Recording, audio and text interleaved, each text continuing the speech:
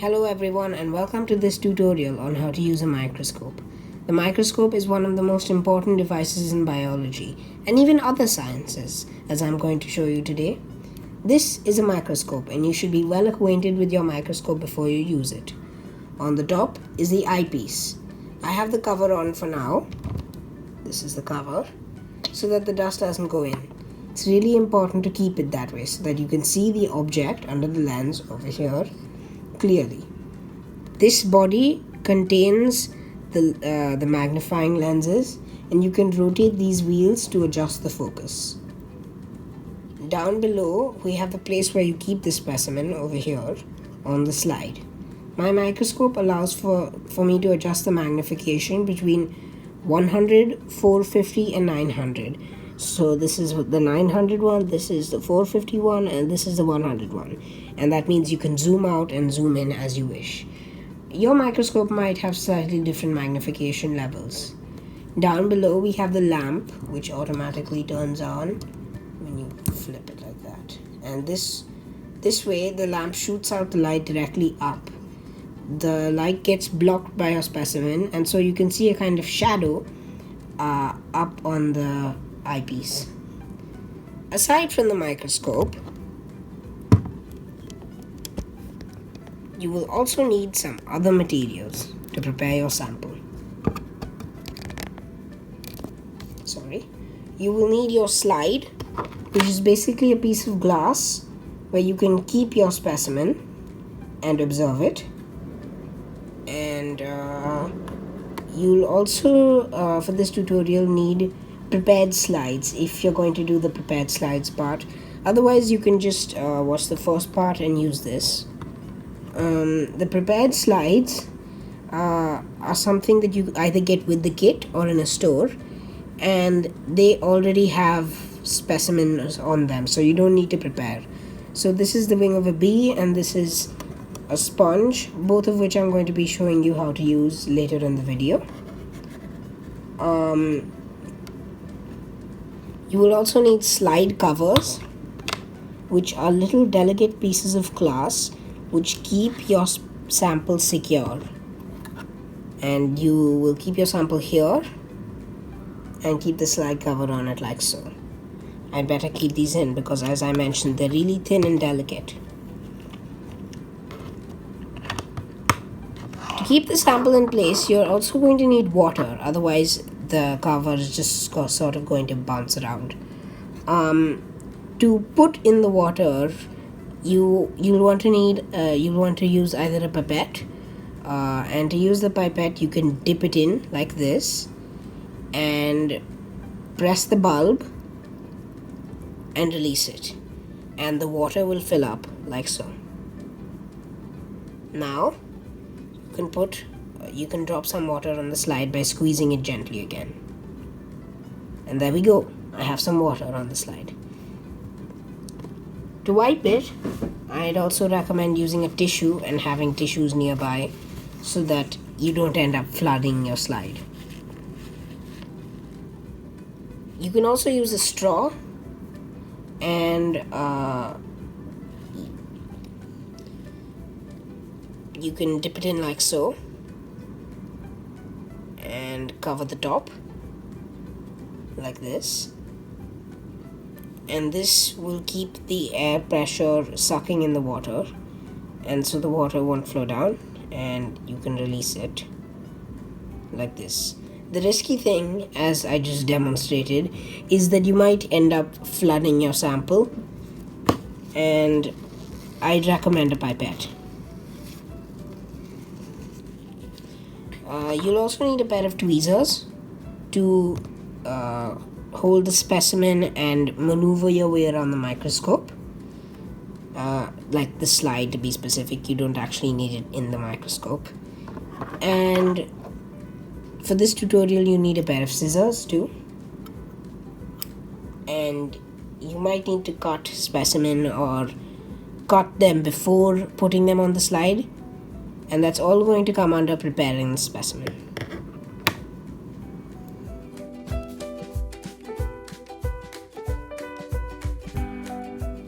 To give you an example of preparing a specimen, I'm going to use a mask. like this one. You can start by cutting down the center with your scissors, like so.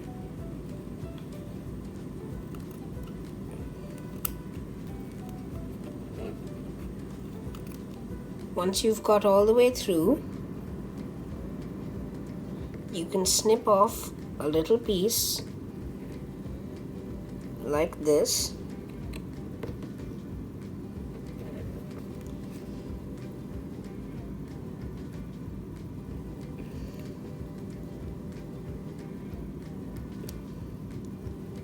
And I've gotten a tiny little piece of the fabric of the mask. Now using my tweezers, I can separate this because there are 2 layers of the mask, and I'm going to get rid of one of the layers and just use the other one. So now I have my tiny piece of mask, and I can adjust this using my tweezers. And now I'm going to use the pipette. You can use the straw too, and add the water onto the mask, like so. Now I'm going to add the slide cover on top, and you can use the tweezers for this, pair of tweezers for this, and just cover it like this. And you'll notice that there's some water that is remaining on the outside, and I can wipe this off using a tissue. Just sort of get at the ends that are needed. And oopsie, it seems I took up all the water, so you might need a few tries to get this right. And don't get discouraged, because microscopy is not always easy. There we go. That should do it. And we have our slide. This is what we're going to keep under our microscope. And I'll just show you how to do that now. So if I just remove everything and slide the microscope to the center, I can slide in my specimen like this and view it and turn on the lamp. Oopsie. And I can adjust the magnification like this and look at my specimen in a variety of different and interesting ways. If I want to adjust the focus, then I can use these knobs. So if it's very blurry or not visible at all, try moving these knobs a little and see if you can make it clear again.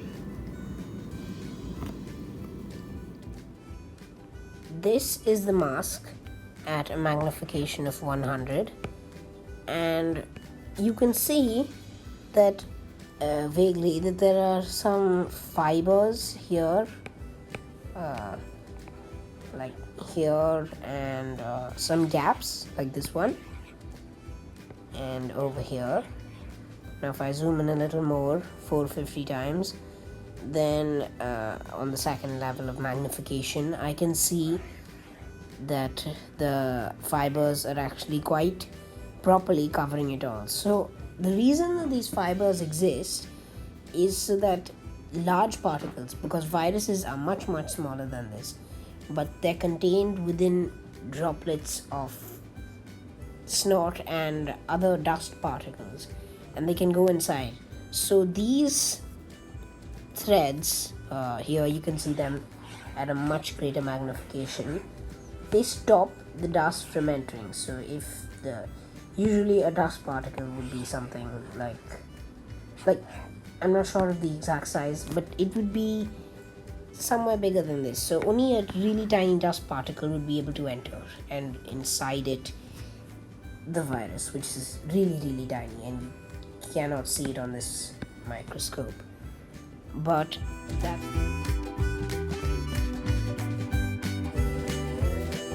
using a prepared slide is very simple.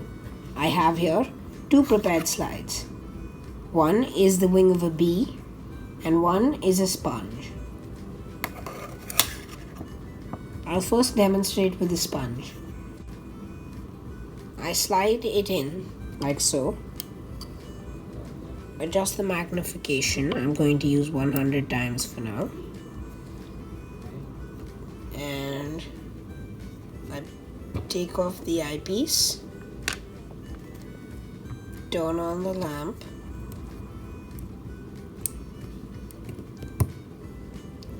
And look down.